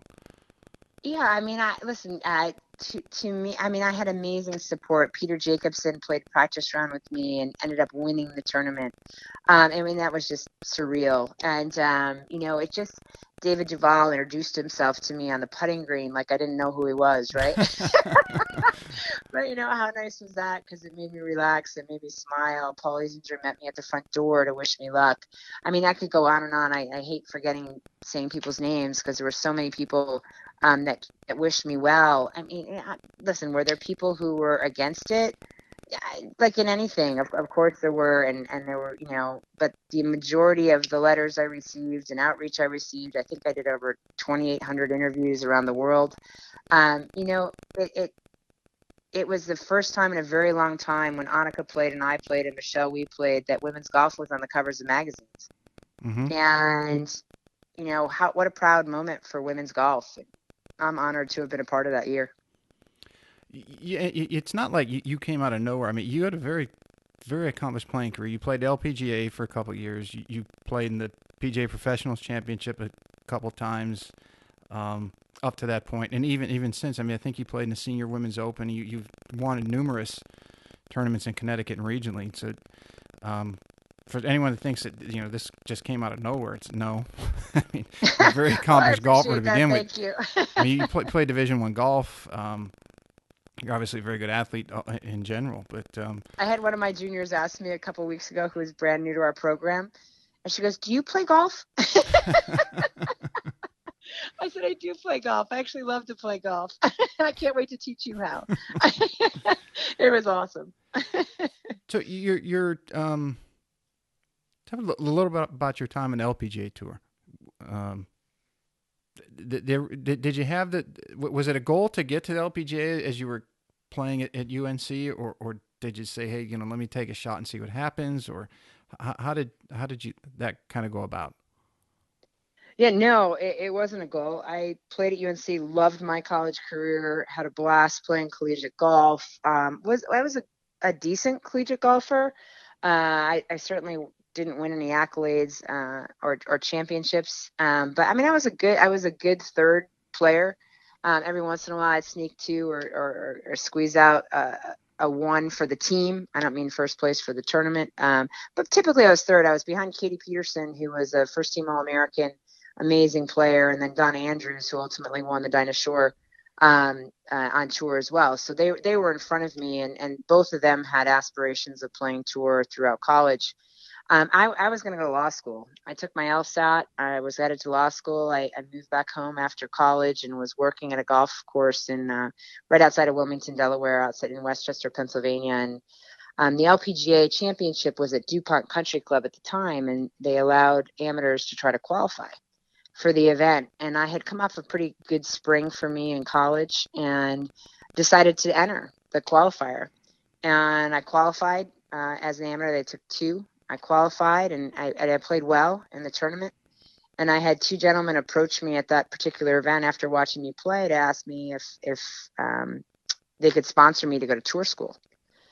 And I really had never even thought about it, and went home and thought about it. And I grabbed my parents and sat them down, and I said, hey, what do you think about me going to tour school instead of law school? And my mom thankfully said, you can always be a lawyer. If you feel like you want to give this a shot, we think you should do it. And, my dad supported it, and that's what I did. And the good news was, they kind of put the pressure on me and said, listen, you've always kind of just relied on your athletic talent. This is going to take a whole lot more than that. And they were right. I had always kind of just relied on my talent. I don't know how else to say it. I worked at golf. I'm not sure I ever worked really hard at golf until I was much older. And so I went to tour school at Palm Springs and then Venice, Florida. Then we went to Sweetwater, Texas. And I got a conditional LPGA card, which, got to be honest, my mom and I looked at each other like, wow, what do we do now? And I don't mean to sound flippant about it, because there were so many great players there, but I had this amazing Debbie Massey, who played on tour at the time, who was a big skier, lent me her tour caddy. His name was Tabby, and he got me around that golf course. He strategically got me around that golf course in a score that I needed to get, and off we went to play the LPGA Tour. I had a horrendous first year. I only made 3 cuts, made about $2,400 total, and promptly got fired, right? I mean, lost my card. I always tell young people that's but when people say they lost their card, they mean they got fired. Right? They lost their job. So, right, they lost their job. So, and then I realized very quickly what I'd had, and that I hadn't even come close to working hard enough to keep it. So I ended up starting to work. My husband, who wasn't my husband at the time, he was Katie Peterson's coach, and I went to him and really tried to get my game in shape. I took a waitressing job at night to pay the bills so that I could play golf during the day and try to go back to tour school. I did not get my card the next time back, but I did get my husband. We ended up getting married, which is the greatest thing that could have ever happened to me. And we'll be married 28 years, I think, next week. It's amazing how you can never connect the dots going forward, isn't it? You can only connect them going backwards. You can only connect them going back, and I can't even imagine doing it any other way. I've had an amazing life with him. And so at the end of the day, I did get my card back in 1993. Or 1992, and then played in 1993. And it was a much, much better year. Midway through that year, I got pregnant with our first daughter, and just, I didn't want to travel with her on tour. That was my personal decision. And so then I decided to just, start doing something else. And then when I got to be 35, 36, I started playing the best golf of my career, 34, 35, 36. So after my children were quite a bit older, I won the LPGA National Teaching Championship in 2002. I played in the Club Professional Championship in 2002, played well in that. And then I went on to win the Connecticut Section Championship in 2002. And, those were really like that little span for me from about 2002 to about 2007 was really the best golf I've ever played. Was there anything that that you look back on now that you're a very accomplished teacher? I mean, you're Golf Digest top 50, LPGA top 50. I think you've been Connecticut Teacher of the Year a number of times, Master Professional. I mean, the list goes on and on. But was it your instruction that helped you look at your game from a different perspective that helped you go on? Or like you said, your girls were grown, so your responsibility wasn't as strong, maybe? As your girls are old, you don't have to focus on them as much, that they're more they can take care of themselves a little more, or was it something shockingly, else? They were little. Shockingly, my best golf was played when my daughters were like 6 and 9. And I'd never been, I say this now and I laugh about it. Like I at that point, I had never been busier. So I'm definitely busier now. But I mean, I literally had a full-time 100-hour-a-week job with these 2 young children. My husband was working just as hard, and I was playing the best golf of my career. And what I can break it down to now is that when I had an hour and a half to practice, which was, rare to have an hour and a half in a row. So let's say I would do it in 30-minute segments or even 20-minute segments. That time had to be really productive. And I realized very quickly where my weaknesses were and what I needed to hone in on. And I started to keep data and stats for that I had never done before in a time where people really weren't doing that. And I started to track things, short game, yardages, and I figured out quickly where my gaps were. And I plugged my gaps in of my game because I didn't have enough time to work on everything. Mm-hmm. So I felt like I could keep my strengths strong by doing a little in those areas. But my gaps and the things that were non-negotiables, I couldn't afford to leave as such because I didn't have the amount of time I used to kind of play at those. And what happened was I made some of those weaknesses strengths. My strengths didn't go away, but I had the ability to really focus better as well, where I had to tune things out and I had to learn that I could say no. This is my 20 minutes. So for me, it was more about what I was doing within those sessions. And then when I went on course to play, it was about what I was tracking strategically and where I needed to miss because I was better at it, or where I could go for it because I knew I had the shot. So at a par 5, for example, I became a much better short bunker player. I could blow it into a bunker and know I could make birdie. Mm-hmm. So for me, it was about strokes gained before strokes gained was a thing. Yeah, you were Mark Brody before Mark Brody. But I really wasn't. I can't even go there because I just listened to Mark at the Top 100 Summit. And he's just, oh my gosh, his material always blows me away. I wish I'd had all that then. I wish Mark had called me in 2002. But for my own little world of what I designed for me, it worked. You just mentioned the Top 100 Coaches Summit up in Pinehurst, and were you there as a coach or the PGA president? I am a Top 100, but I was there presenting. Oh, nice.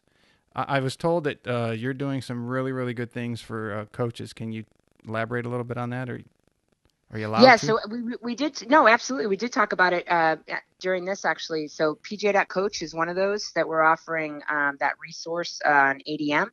And on, all the stages of athletic development and movement, mm-hmm. which we're really excited about. As I said, that's a partnership between the USOC, the PGA Tour, and the LPGA.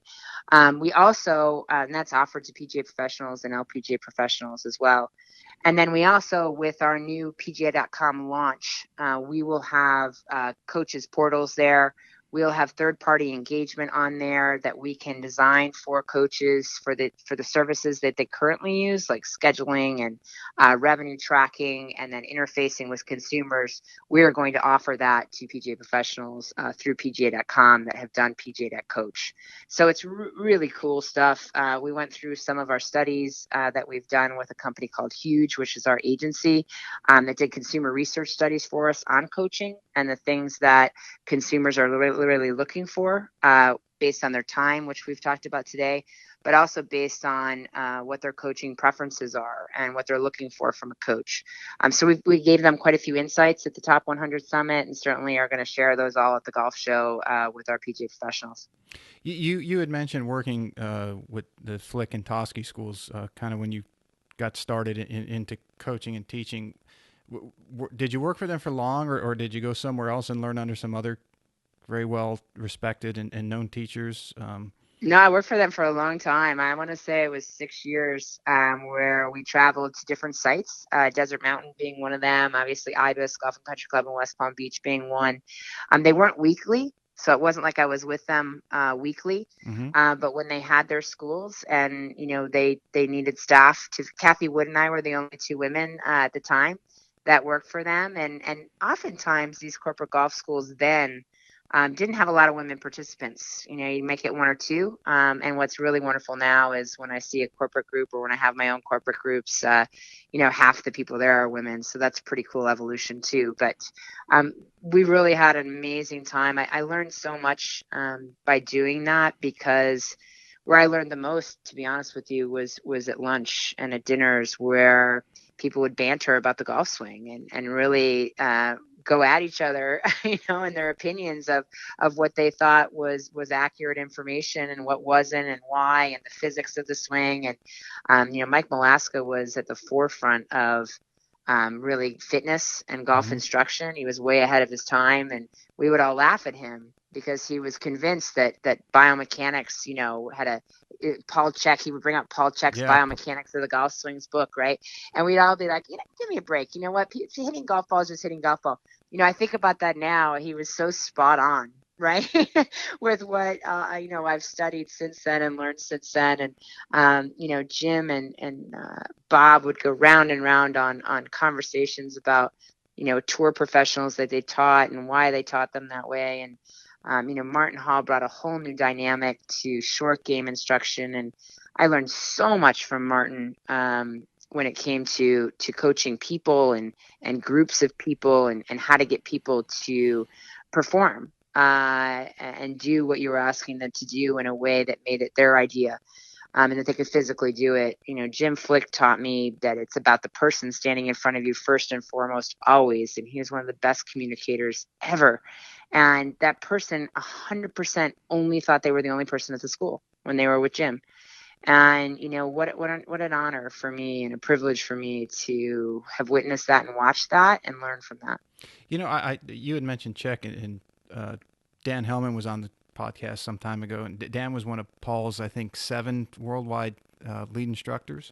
Oh, wow. But to hear someone mention Czech back then in the 90s, when nowadays, the internet and everything else, but back then when the internet wasn't what it is today, for someone to know who Paul Czech was back then is pretty impressive. Oh, yeah. He gave us all his materials, right? And, mm-hmm. it just, I think about the things that I just had an opportunity, and it was just luck. It was just good fortune. My husband was there, and, I can't imagine doing anything other than what I've done in coaching. I love it. I love being with people. I love getting joy out of it. I love seeing whether it's a beginner or a tour player perform to what they want to do. It makes my day, I hope, as much as it makes theirs. And, what a gift I was given, because I can't imagine doing something else.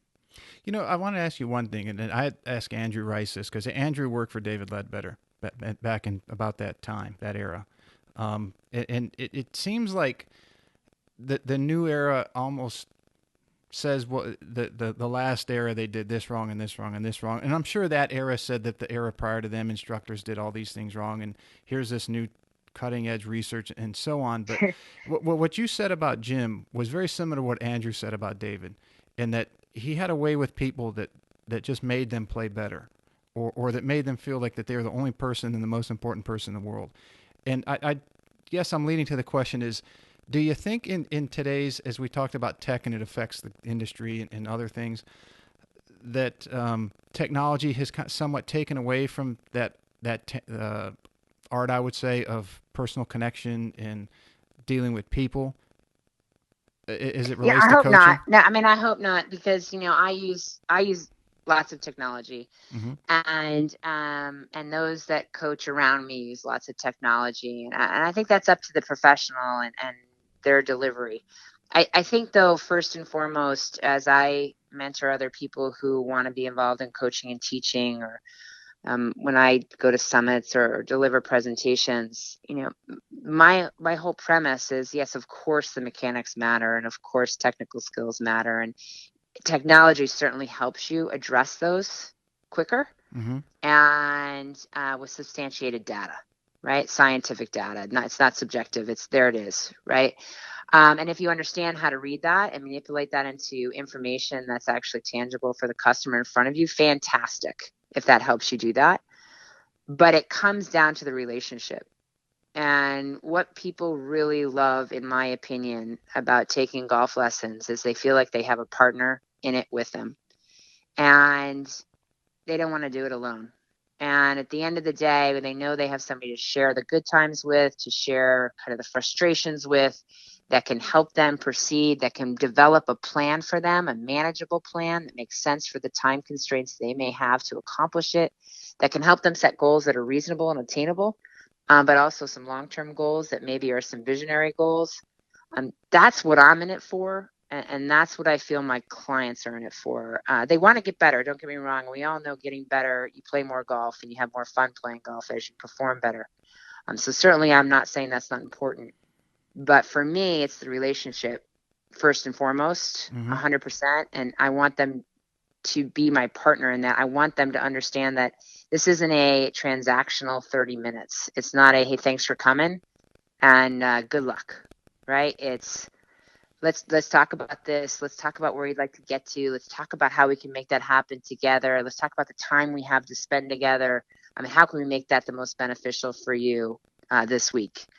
And when people get that and really truly authentically know you're there for them, um, you will build a teaching business that is really fulfilling, but also one that's substantial.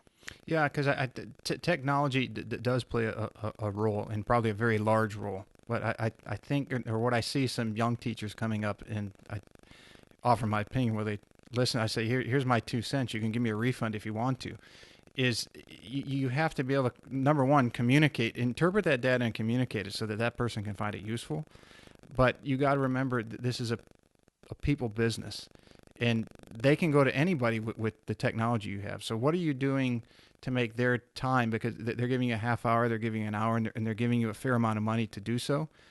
How enjoyable are you making that for them and making them better at the same time?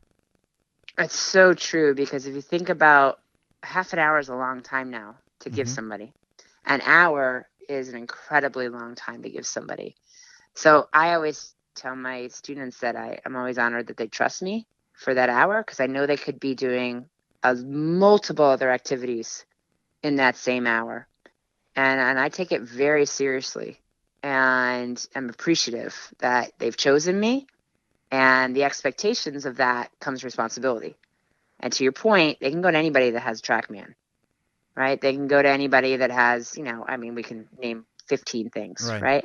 But it is the delivery, as you mentioned. It's making sure the person standing in front of you understands it in a way that they can really think about the data and then perform to a capability at some point of what you're trying to get them to accomplish and how they're trying to accomplish it. But it really is how you make them feel about it, and that you're not going away. You're not leaving. You're here, and we may not have it yet, but I can't wait till I get to see you again and we can continue to work on it. Because I used to have a women's only mimosa beginner clinic. It was every Saturday morning at 10 o'clock. And the ladies that used to come to it, the same ones would come every week. I'd have anywhere from 10 to 12, depending on who was busy and who wasn't. And so we'd have our mimosas to start the clinic, and so I'd ask them, okay, who worked on if the week prior, who worked on their chipping, and they look at each other. No one raised their hand. I said, well, you're supposed to practice when you go. So, but they go in the pro shop and they buy new outfits and new shoes and new everything. And finally, after about a month of this, they said, well, we're really kind of here for the social aspect. And if we get better, that's okay too. But how great is that? I mean, they told you why they were there. I think that's the other key that I try to tell professionals who really want to be on the coaching side of the business is don't forget to ask. Don't forget to say, what is it that can help you with today? What really would you like to accomplish? And they may say, I just don't want to embarrass myself, mm-hmm. right? That's kind of that social consumer group that wants to enjoy, doesn't want to embarrass themselves, wants to be able to go play and understand kind of the norms and the mores and the swing itself. And, I'm not saying they don't want to hit it, but it's more important for them that they enjoy the time out there than it is their score. They're not in that win consumer group, right? The group that I live in, right? The group that you live in, right? And that's where we have our biggest opportunity as coaches. The win group, they spend the most money with us right now, right? They're very competitive. They want to lower their scores. They want to get better. They play the most rounds of golf.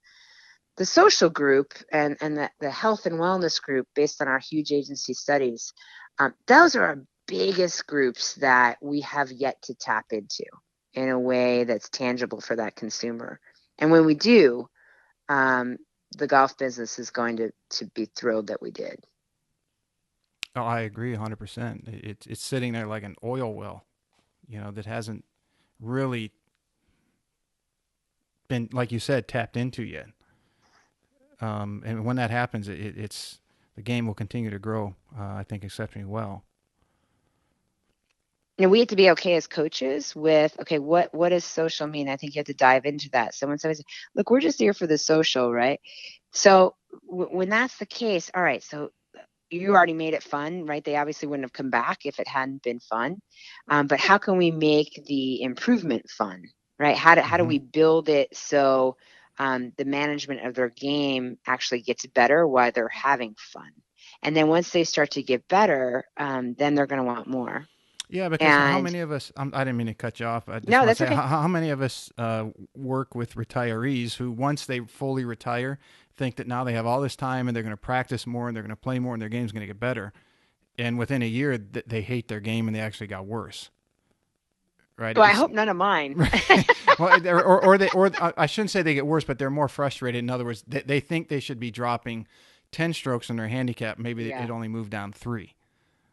Right. And that's where we can help them, right? That's where we can go out with them on the golf course and figure out what their strategies are and why that's happening. And, we just did this last week, and I went out with a couple of our members, and, it was really fascinating to me watching them on the course versus on the range when you see them on different lies and different situations, and obviously tighter fairways puts the stress on and the pressure on.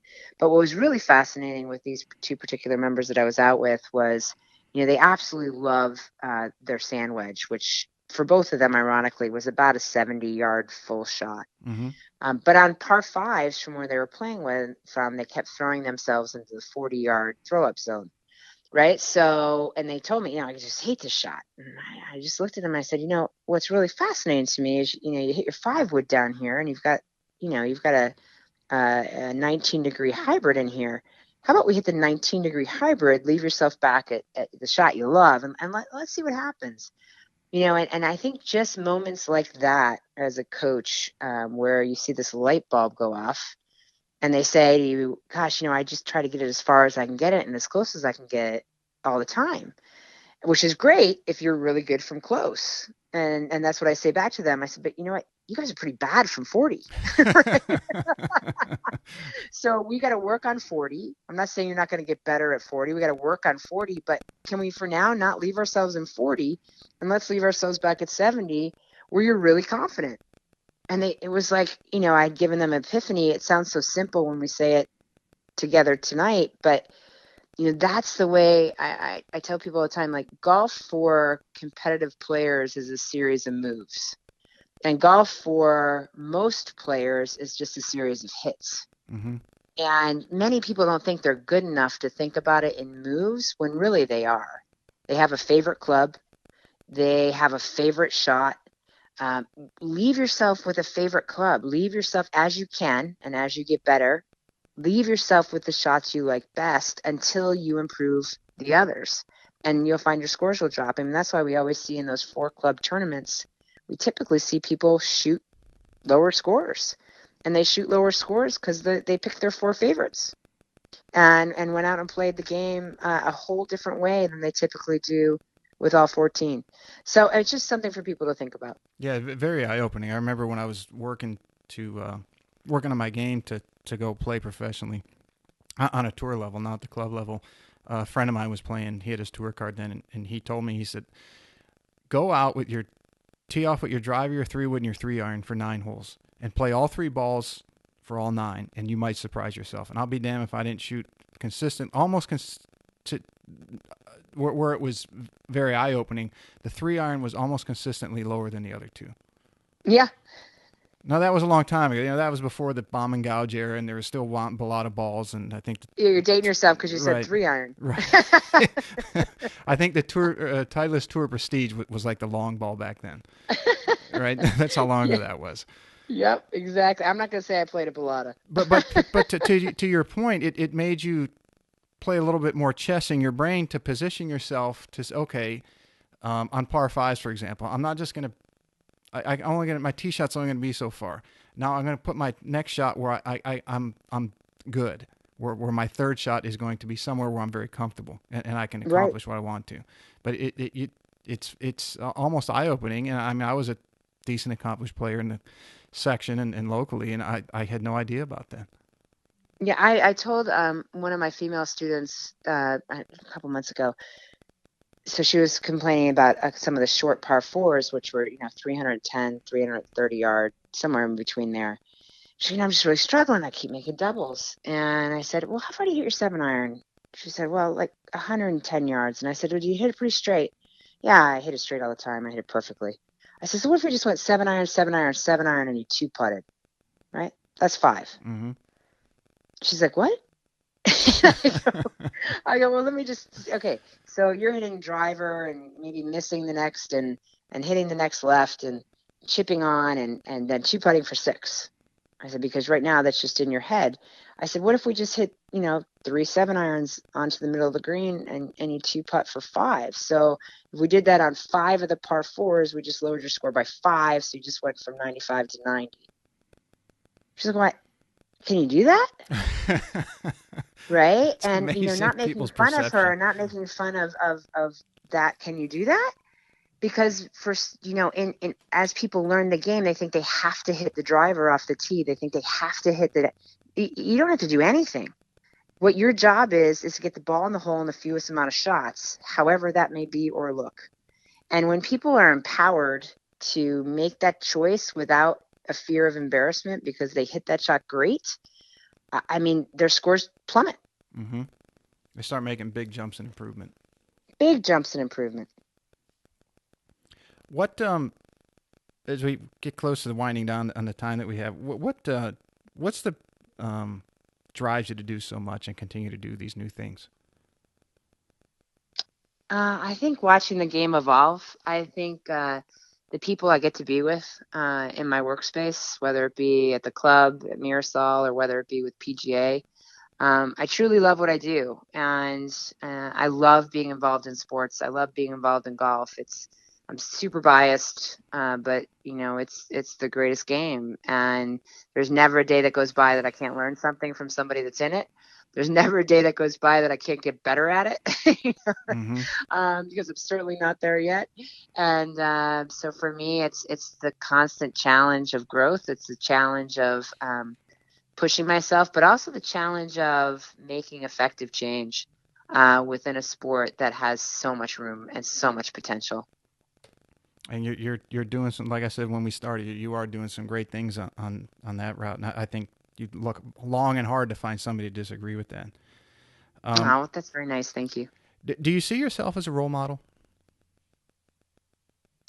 I just came off our inaugural women's PGA Cup, and we had 5 amazing women competing on that who had earned their spot on the team as PGA professionals over the course of the last 2 years.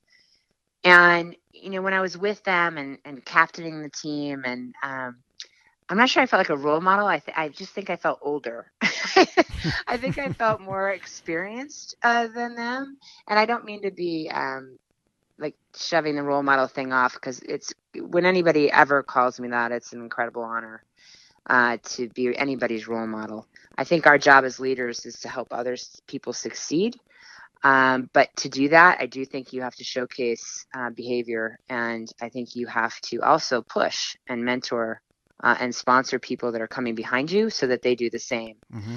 But I would call myself just more experienced at this point than some of our younger female PGA professionals, and I cherish that. I cherish the fact that they ask me things about their careers and choices they've made, and it felt great to be able to provide some insight to them, perhaps that they hadn't thought of before, but also to showcase to them that as we progress and as we go, it can't be about gender. It needs to be about performance. It needs to be about drive. It needs to be about what we want to accomplish for the game and the association. The game's not going anywhere. The game will be here long after any of us. But how can we make it and leave it a little better when we go? And that's what I challenge them to do. And so for anybody, I would do the same. But it was sure great fun captaining them and feeling like they were looking to me for a little of that experience and that advice. That was fun. What would you tell a youngster out there that might be listening to this? Let's say they're 10, 12, 13 years old that wanted to become the next president of the PGA or the next Suzy Whaley. What advice would you give to the youngsters out there listening that might be listening? I would tell them, in the moment they're in and what they're trying to accomplish, be the absolute best you possibly at it, whatever it takes. So whether it's in your English class, whether it's on the golf course, whether it's with your family doing chores, whatever it might be, if you are meant to sweep the floor that day because that's on your chore chart, you should be the best sweeper that ever lived on the chore chart. And I find that it's good to have goals. I get that. It's good to say I want to be an Olympian, like I said earlier. But I think what my parents gave me that I cherish, and what I try to give my children and anybody else who cares to listen to what I have to say, is what I tried to do and still try to do is I try to strive for excellence in whatever it is I'm doing. So if I'm coaching somebody for an hour, I do everything in my power to be the most excellent I can be at it. It doesn't mean I always get that done. It doesn't mean I'm always good at it. There are days that, I feel like I'm a great coach, and there's days that I'm like, gosh, I could have been so much better today. But in the moment, I am 100% trying to be the best I can be at it. If I'm cleaning my house, it's the same way. So I just tell young people to follow their passion, find something you love to do, and enjoy the experience of maybe not being the best at it yet, but striving to be the best at it then. That's some really good advice. What's the next challenge for you? So after your term's up, I mean, you were secretary, then you're president, and I mean, what follows that? What are you going to do after that? Yeah, I hope I'm still involved in some way. I can't even imagine not giving back to the PGA of America. That's given me so much, and my husband so much, both of us being members for a long time.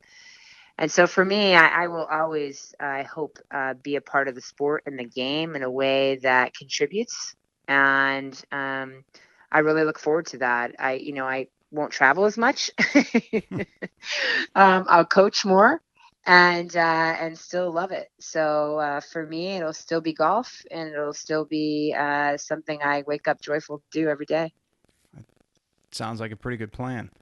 You want to wrap up with a little bit of rapid fire? Sure, go. All right. Let's see what I'm we so got. bad Some at this. people wrote in. Well, it's just whatever pops in your mind. There's no right or wrong answer, right? Okay. Dream foursome. Anybody, past or present? This is so cliche for me, but it'd be my family. Hey, it's a very good answer. No one's going to fault you for that. If you could have anybody swing throughout history, who would it be? Mickey Wright. You're the first one to ask that, and I've been waiting for somebody to answer that. You're the first one to answer that when I've been waiting for someone, because you listen to Brandel or some of these guys who follow history of the game, and they always bring up Mickey Wright, and not a whole lot of other people do. But I'm glad you Best did. golf swing ever. Ben Hogan said it. You can go through multiple. They all. We don't have to debate Mickey Wright because she's amazing. But if people haven't seen her swing or haven't looked at her swing or studied her swing, they should. Right. Absolutely. It should be in every coach's or instructor or person that wants to teach that they should study her swing. Swing the Right Way is the name of her book. WRIGHT. I'll put that in the show notes for anyone that might not have caught it. You don't have to rewind it. There you go. Any celebrity numbers in your phone right now? Yes. Okay, we're not going to press you for who, because we don't want you. We don't want to. No other celebrities will give you their number if you tell us who. Correct. Walking or riding? Walking. If you could caddy for any professional golfer, who would it be? Kelly Whaley. And have you done that yet? Yes, I caddied for her at tour school. And no arguments? No. It's even better. Isn't that shocking? I was waiting for you to say, well, there was this one time, but no, that's pretty cool. That is shocking. Well, I think that's good that she listens to Mom. Yeah, my second one would be Joanne Carner. Let's see. A few more if you have a minute or a couple of minutes. Okay. Bucket list courses. Oh, bucket list courses. That I've already played or that I want to play? That you want to play. That you haven't played. That I want to play. I haven't played Bandon Dunes. I would love to play there. San Francisco Golf Club. Olympic. Heard that's really good. This could be a lengthy list, so let's just go with those three. Last book you read? Dare to Lead. Here's one I've asked everybody, and it's about 50-50. Greatest of all time, as far as the men's concerned, because that seems to be the big topic. Jack or Tiger? Oh, God. Tiger. Okay. I was going to say you can pass, but I didn't want to get you off the hot seat. Let's see, just about two more. Biggest pet peeve? Slow play. I'm with you there. And last one, your favorite golf course? Cypress. Ooh, that's high on a lot of people's list. Hey, Suzy, this has been awesome. I've known you for a number of years. We've always had great conversations. I'm glad that a lot of people, I hope, are going to get to hear this one so they can hear all the cool stuff that you have and that you're doing. You're a great representative of the beacon for the PGA, and I can't thank you enough for doing this. It's a pleasure. It was great chatting with you. I hope you're great, and thanks so much for spreading the word about the great game of golf. We sure appreciate it. All right, everybody. Thank you so much for listening to today's show. If you enjoyed it, you can find more information on today's episode and other topics at golf360.blog. There you'll find the show notes and links related to this episode, as well as any other episode that we've done so far to date. If you're interested in improving your game and would like to learn more from yours truly by taking a private lesson, a half-day or multi-day school, club or putter fitting, you can reach me through the blog site or by email, pete@golf360.blog. So some of you may be asking, what is the golf paradigm? All you have to do is click on the homepage while on my blog site to discover how you can start playing better than you ever thought possible. Or you can simply sign up, again, on the blog page for my instructional videos where I give regular tips on all areas of the game to include the swing, club design and fitting, health, fitness and nutrition, the mental aspects, and equally as important, the integration of all those things together. I'm also on social media, and you can find me at The Golf Paradigm. That's PARADIGM. And I'm on Facebook, Instagram, and Twitter. And don't forget to subscribe to my YouTube channel, also under the same name, The Golf Paradigm.